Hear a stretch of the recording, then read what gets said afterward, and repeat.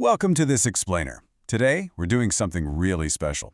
We are setting the stage for a totally immersive journey deep into the heart of the Kumaon Himalayas. We're going to explore a destination that just perfectly blends ancient history, stunning architecture, and some seriously breathtaking natural beauty. Let's get right into it and embark on this travelogue together. Okay, let's dive into this. Where exactly can you find a 12th century architectural marvel, just completely hidden away in the Himalayas? We always hear about the massive, crowded pilgrimage sites, right? But what about the hidden gems? Those rare spots where ancient history just sits quietly next to a flowing river, totally untouched by the usual tourist rush. Well, today, we're answering that exact question by exploring a deeply significant but wonderfully off-the-beaten-path destination. And I guarantee it's going to have you wanting to pack your bags by the end of this explainer. Section 1. Journey to the Himalayas. To put things into perspective, take a look at this number right here, 1,126.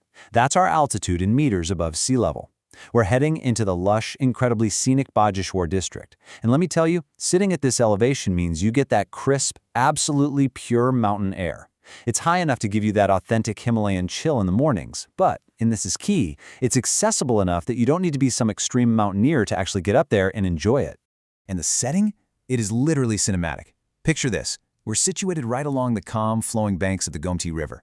Imagine clear, post-monsoon skies just perfectly reflecting off the tranquil water, with the gentle sound of the river giving you this constant, soothing soundtrack. Oh, and framing this entire valley? The sweeping, majestic Doladar mountain peaks way off in the distance.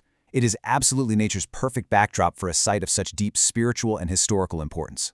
Section 2. The Kadiori Architectural Marvel. Let's move to the timeline and see how this all builds over the centuries. The legacy of Baijnath is deeply tied to the Kadiori kings. They ruled the Kumaon region from the 7th clear through to the 11th century. When they shifted their capital here, they brought a huge wave of devotion with them. By roughly 1150 AD, construction of this magnificent temple complex officially kicked off to honor those followers. But history is rarely without its bumps. Fast forward to the 1740s, and the site was tragically plundered by the Rohillas, which actually led to the destruction of the main shrine's towering roof, or shika. But miraculously, the very core of the site survived the attack. And what survived is actually pretty expansive, 18. When we talk about the Baijnath Temple, we're not just talking about one single building. No way. This incredible site is a super compact, beautifully organized cluster of 18 distinct stone temples.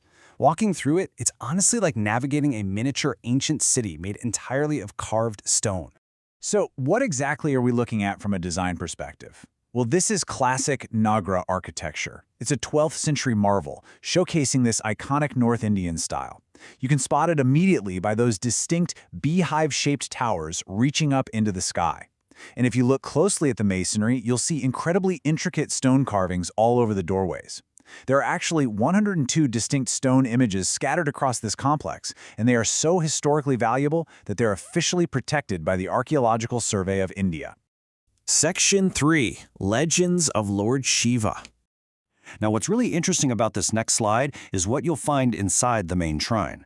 Right alongside Lord Shiva, there is a breathtaking, literally life-size idol of goddess Parvati, and it's meticulously chiseled entirely out of a single piece of black stone. What makes this such a massive deal is that Baijnath is one of the very, very few temples anywhere in the world where goddess Parvati is prominently depicted right alongside her husband like this. It is a genuine masterpiece of medieval art. And the reason for that specific pairing? Well, it comes straight from Hindu mythology. The legend states that Lord Shiva and Parvati were actually married right here, exactly at the confluence of the river Gomti and Garur Ganga. So this entire spot is just steeped in this romantic, divine energy. Oh, and the main deity worshipped here is Lord Shiva in his form as Vaijnatha, which translates directly to the Lord of Physicians. But the mythology of the Kumaon Valley goes even deeper, and honestly, these local stories are fascinating. Locals believe that way back in the Treta Yuga, the demon king Ravana actually worshipped Lord Shiva right here to attain his immense power. On top of that, it's said the great philosopher Adi Guru Shankaracharya crashed here overnight on his way up to Badrinath.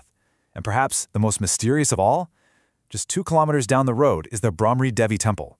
There, the goddess's face is strictly hidden from the public to prevent bad luck. It's only revealed once every 12 years during the Jayat Yatra festival. Stories like these absolutely bring these old stones to life, don't they? Section 4. Exploring the Kuman Valley. And this brilliantly illustrates our next point. As Gautama Buddha said, if you light a lamp for somebody, it will also brighten your path. This philosophy perfectly bridges the spiritual piece of the Hindu temples over to nearby Kausani, which is home to the Anashakti ashram. You might know it better as the Gandhi ashram, because Mahatma Gandhi himself stayed here to practice his satyagraha, finding some real, profound peace up in these mountains. In fact, Gandhi was so mesmerized by the area that he gave Kausani a legendary nickname, the Switzerland of India. During his 14-day stay, he actually wrote his book on Anashakti yoga. And guys, when you stand at the ashram and look out, it totally makes sense. You're treated to these absolutely sweeping, totally unobstructed views of the massive Trishul and Panchachuli Himalayan peaks. It's just unreal. But beyond just soaking in the views, there is so much to actually do in the valley. Right outside the temple, you can feed the protected golden mahashir fish in the lake.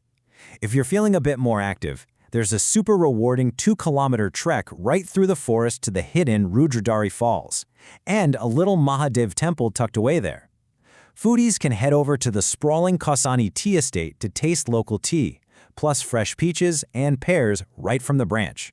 Or, if you're an adrenaline junkie and you time it right in October, you can catch the high-flying International Paragliding World Cup over at Bir Billing. There is literally something for every type of traveler. Section 5. Planning your visit. Of course, choosing the right season is key. Spring, from March to June, gives you perfect 10 to 28 degree weather, lush green vibes, and totally clear skies. I highly recommend it for first-timers. Now, the monsoon in July and August, that brings out the absolute peak drama of the waterfalls, but you gotta watch out for slippery mountain roads. Winter, from December to Feb, gets pretty chilly, dropping down to -1 degree, but it offers these gorgeous misty mornings and the massive Mahashivratri festival. Honestly, you can't go wrong. Every season has its own distinct magic. So, the crucial point is, how do you actually get there? It is a multi-step journey, which, to be fair, is exactly why it remains such a pristine hidden gem. Step 1. You can fly into Pantnagar or Delhi's International Airport. Step 2. Grab a seat on a really scenic train ride up to Kathgodam Station, which is your major railhead. And finally, Step 3. You hop in a taxi or a state bus for a gorgeous 5 to 6 hour winding hill drive right into the Bageshwar district. Sure, it takes a little bit of effort, but the accessibility makes it entirely reachable for anyone focused on getting there. Before you start packing, though, keep a few essential travel tips in your back pocket. The absolute best time of day to hit the temple is early morning. Try to make the 6 a.m. RT. The morning light is just beautiful, and the air feels incredibly spiritual. Definitely remember to dress modestly, keep those shoulders and knees covered, and you will need to slip off your shoes at the shrine. Oh, and always pack a light fleece. Mountain mornings are brisk, even right in the middle of spring. Finally, keep in mind that Mondays are dedicated to Lord Shiva, which means they are, for sure, the busiest days for foot traffic. Which brings us to our final thought. When will you start your Himalayan journey? We've explored some phenomenal 12th century Katuri architecture, dug into the mystical legends of Lord Shiva and Parvati, and mapped out an epic adventure through the trails of the Kumaon Valley. This really isn't just a place to visit, it's a place to truly experience. So I leave you to ponder that. Thank you so much for joining me for this explainer. Keep learning, keep exploring, and I'll catch you next time.